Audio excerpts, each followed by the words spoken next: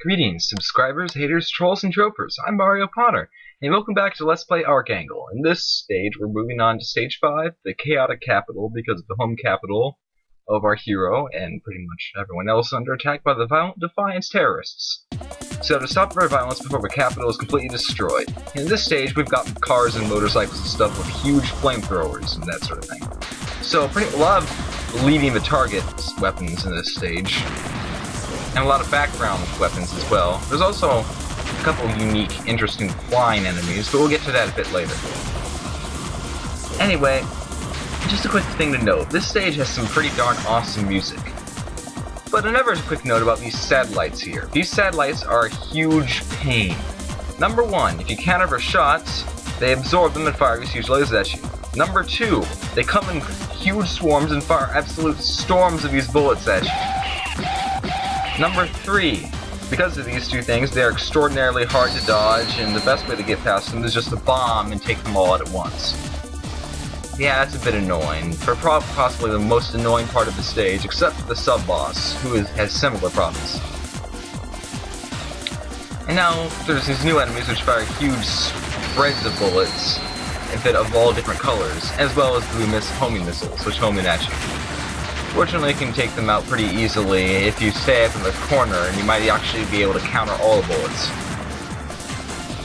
So now we've got to deal with these remote-controlled motorcycles, which shoot bombs and spread out in 4 directions, quite a bit like the classic Bomberman. Only problem is there's more satellites now, and they come at odd intervals, so I just used a bomb to take care of that one real quick. And the satellites come in intermittent intervals, probably so you can't, use a bomber to take care of all of them. You can dodge for homing lasers, but that's a bit hard to do. These Raptor Hawks have stealth, so I guess you could say they're stealth bombers, so you have to have your angle on them or else the shots won't come back. And they also spam huge quantities of hard-to-destroy missiles at you. Fortunately, they don't home perfectly. It's a good idea not to be right in front of them because of the, their bullets. And then when the cars show up again, it's quite helpful because you can just actually counter their flamethrowers, and with some skill you can take out the Raptor Hawks quite easily. They have a suicide attack where they shoot out those white bullets, but it's not too hard.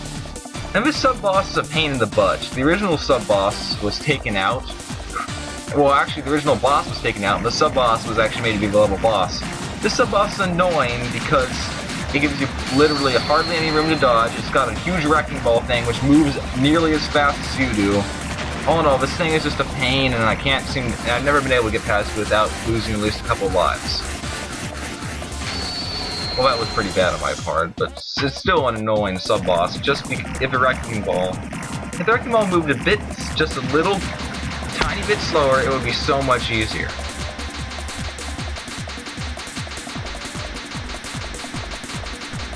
The stage also features a lot of zooming out and that sort of thing, unlike at pretty much any previous level, but that's pretty cool, I guess.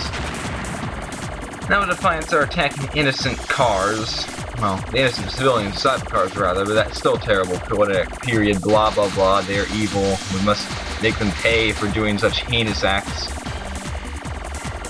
And so whatever, it's just more Raptor Hawks, it's nothing too terribly complicated, just don't stay in front of them when they're firing their machine guns, or in general. Now it's time for more satellites, everyone's favorite, and so I turn to a gray angle to avoid accidentally countering the bullets, and decide to lead their shots to the best of my ability. You've got to sort of rush underneath them because they'll all fire their massive, huge under laser beams. And I tried to use the laser to blow my way out, but that didn't work. But fortunately I have a bomb meter charged up, I probably should have used that instead. Now here there's multiple enemies at the same time, and they fire a huge storm of bullets, which I recommend staying in the upper right-hand corner to dodge. Fortunately we have slowdown, but unfortunately they can fire machine gun shots straight ahead of them. The homing missiles are one of your biggest problems in this part. You can also, and then there's the machine gun shots as well, because they literally home straight in at you. It's definitely probably a good idea to use a couple bombs in this part, because there's a crap ton of projectiles coming in at you. And now, if you thought all that was pretty difficult, now it's time for the stage boss, Crabburn. This was originally the sub-boss, but the stage boss was cut due to time constraints. And you know what? I don't mind at all. This thing is friggin' huge. It must be at least half a mile tall and several miles wide. considering the skyscrapers are only half as high as its legs. It has a crap ton of attacks, it takes a really long time to beat. It's a really awesomely hard boss. First it fires those vertical shots, and then it starts shooting out these horizontal ones, which split into indestructible, well, or hard to destroy white balls, which pretty much clog up the entire screen, while you keep countering the other ones. It also got a ton of health, and you gotta destroy each part sequentially. It fires all those 4 shots at the same time, you gotta stay in between them and counter the bullets by spinning around. This attack is really easy to dodge. But that's not a thing, a real problem, considering the rest of them kinda are. Or harder, anyway. So it's nice to have an easy attack to give you a break. You can literally see all the bullets disappearing into the background, which is a really cool touch. And they curve and everything too, that's really gonna take some effort considering that effect wouldn't show up anywhere else besides this fight. And it repeats these 2 attacks until you manage to destroy somewhat parts of it. It repeats the same attacks a lot, but it's got a whole lot of them because as you destroy each part it gains new ones, or starts using new ones more accurately. And so after you destroy those, it starts firing massive amounts of missiles out of the holes in its sides of its head. Now anyway, these missiles, those ones are in the background. Only the ones in the foreground can actually hurt you, but they actually do shoot bullets, and it's probably a good idea to stay behind one and just dodge it quickly. And now ones are coming down from the ceiling, and what you've got to do is you've got to destroy one of the missiles in order to have a safe spot. Either that or just bomb to, destroy all of them and shoot massive amounts of bullets back. And now the boss is using one of its super weapons. The Prawn, actually, which is fun with acronyms. I forgot what it stands for, but essentially it's a mother friggin' nuke. And you've got to counter pretty much all of its bullets to prevent it from hitting the ground. So you've got to use a wide angle size like orange in order to catch all of them. If you try to use something narrower like white, you'll probably fail. But with that, you can pretty much take it down without too much difficulty, and it might launch just one, or it might launch 2 either. But what I meant to say is, if it hits the ground, you're instantly dead because it's a nuke, and even bombing can't save you from that.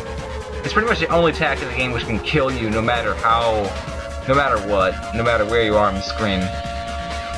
So yeah, I guess you could say it's a pain if it weren't so easy to stop quite. Unfortunately, you should be able to catch enough bullets back to destroy it quite easily. I actually got rid of the missile attack quite easily this time. Now it's got nothing but its eyes left, so it starts firing eye lasers out of them, of course, which leave behind these circular shrapnel shots. And you've got to keep moving back and forth, taking care of the bullets so you have room to dodge to after one of the shots has been fired. This is quite possibly takes the longest part of the boss fight because the eyes have a lot of health, a lot more than you'd expect for, being eyes. And dodging past all the swarm of bullets left behind is actually more of a mental pain than anything else. And the crosshairs can trick you out with their awkward movement at times. There's also a pretty cool fact. If you look in the background, you can see the city is getting friggin' destroyed as the giant crab moves along, which is also a really cool effect. This game's got a lot of quite interesting effects. The fire actually looks really nice as well. This whole stage as a whole looks great. It's got some of the best, nicest looking effects in the entire game, which is pretty odd considering the last 2 stages after this one are pretty, well, I don't mean to say bland looking, but they are sort of bland looking. They don't really have any cool effects or anything. But then again, they're both just boss fights. Yeah, the last 2 stages of this game are just boss fights, no stage at all. That was because of, you guessed it, they were cut in the development so they could get everything done on time for the school project, I'm assuming. Which is a pain because there was a lot of cool stuff which I thought would have been great to have in the game. I have no idea, but I decided to waste that bomb right there. So now it's exposed to its core, we have to attack its weak point for massive damage. It fires lasers along the top and bottom of the screen which leave behind the white shrapnel, which is annoying. But it also fires out the blue bullets which you can counter easily. It also has a couple other attacks, but it likes to reuse this one a lot because it knows it's a pain. Despite the hitbox on that laser, only it hits on the bottom half of the screen where the crosshairs actually are, so that's nice, even though it looks bigger than it actually is. Theoretically, you could most definitely charge up your energy meter on that, but I don't know why I didn't think of that. Now it starts shooting missiles at you into the foreground, which split up and shoot out a large variety of shots. See, like that. They shoot out a spiral pattern of red shots on the outside combined with weaker shots on the inside. And they proceed to hit all over the screen, just like a couple other attacks that it had earlier. This is pretty much its last phase. Destroying the core is pretty much the end of the boss fight. Because there's nothing else left for you to destroy. You destroyed its head, you destroyed its missile launch, you destroyed its eyes. This is the only thing left for you to blow up. And once you take this down, everything blows up. It's like any good old giant enemy crab. And speaking of which, I love that this boss is a giant enemy crab. This game has a pretty nice sense of humor at points. Especially with Shoop-de-Whoop as a sub-boss and everything. This attack is extraordinarily easy to dodge. It's pretty nice considering the other couple are pretty annoying. This boss fight isn't so much hard as it is a bit long. Yeah, I guess you could say it's pretty hard too. It'll probably take a couple lives to get through unless, you know, you're good, which I'm not. I'm not good. And fortunately, he didn't fire the second half of that laser thing. I don't know if I countered all of it or if we just decided he didn't feel like using it. So then he just repeats this pattern by alternating these two attacks until either he's dead or you're dead. Ultimately, that's a lot of quite an odd display of bullets, because sure we've dodged a lot of bullets before, but they've been mostly had a distinct pattern to them. This is pretty darn erratic, but fortunately because of the slowdown caused by the massive effects strain, which just, you know, having Crabburn walking does, makes it quite easy to dodge, for the most part, unless you do something stupid, which I always manage to do. I would not consider myself in any way really good at this game, but it's fun and I can beat it.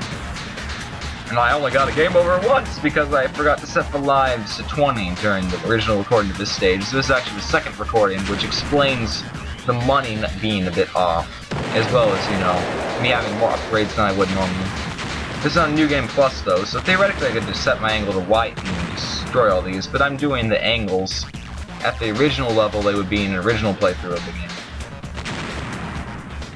And with that, that's the end of the boss fight. That's the core destroyed, and despite, you know, it looking like it's not, I'm actually invincible at this point, I'm pretty sure. I was about to fly into a bullet to find out, though. So there you go, that's Crabburn. It's an awesome boss because it's literally friggin' huge, and the city is saved! Well, what's left of it anyway. It sort of got wrecked. Sorta, anyway, and there's still some of it left. Speaking of which, how big is this city? It keeps on scrolling on forever, theoretically, I think, if you don't destroy the boss. So maybe the whole thing's just made out of cardboard, I don't know. That'd actually be pretty funny. Electronic cardboard city. It's only there to be destroyed in this video game. Or this mission, anyway. I guess you'd call it a mission because it's not a video game in the universe. Yeah, it's not terribly hard stage. I'd call it easier than Hunger preceding it, or Stage 4, because that stage just had some really annoying sections. This does too, but I'd say it's overall is quite a bit easier. I got through it on my first try without getting a game over. So I've got a lot of money. I'm gonna upgrade Smart Shot and Revenge because I feel like it. And also a Credit Catcher as well. Well, I hope you all enjoyed. It was a lot of fun making this, and hope you stick back because we've got the climax coming up.